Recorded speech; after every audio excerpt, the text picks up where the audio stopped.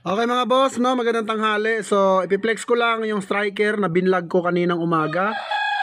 So, mga idol, sold out na po sila. Pati yung Allen Roundhead, sold out na rin. So, maraming salamat sa mga solid buyers at supporters ng GTP Game Farm.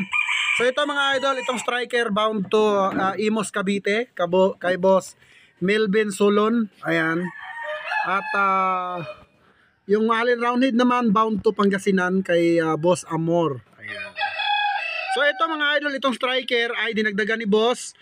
Umawit siya sa atin na baka pwede daw ma-arbor yung original natin na Nene Aguilar na inahin. So syempre, binigay na natin mga idol. Ayan, nakalimber.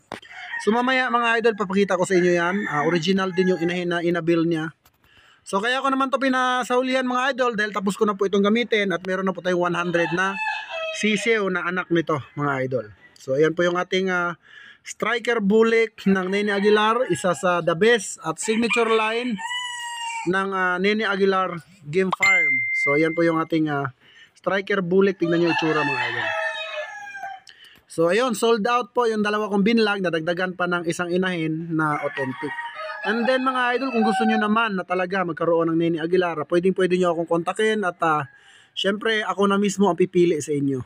So ako kasi pag pumili, binibitaw ko talaga mga idol at syempre dahil tropa natin yung farm manager, so pinagbibigyan tayo.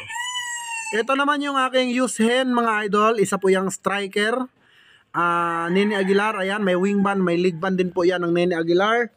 So yan po ay sinahulihan lang po yan ng ating buyers from Imos Cavite. Then yung isa naman nating Allen Roundhead, pinasahulihan lang din natin. Papunta naman yon ng Pangasinan. So sold out po at abangan nyo naman lang po yung mga next vlog ko. Magre-release ulit ako ng mga original kasi medyo marami tayong palahi, no? So magre-refresh lang ako mga idol. Kaya ina-out ko itong mga use hens natin. At use broodcock na talaga namang super quality at alagang pitmaster mga idol. So yun, no? Ganda ng inahin na yan mga idol, oh. So ayun, nakalain mo naman. Yan, yung dalawang yan pag napadami mo.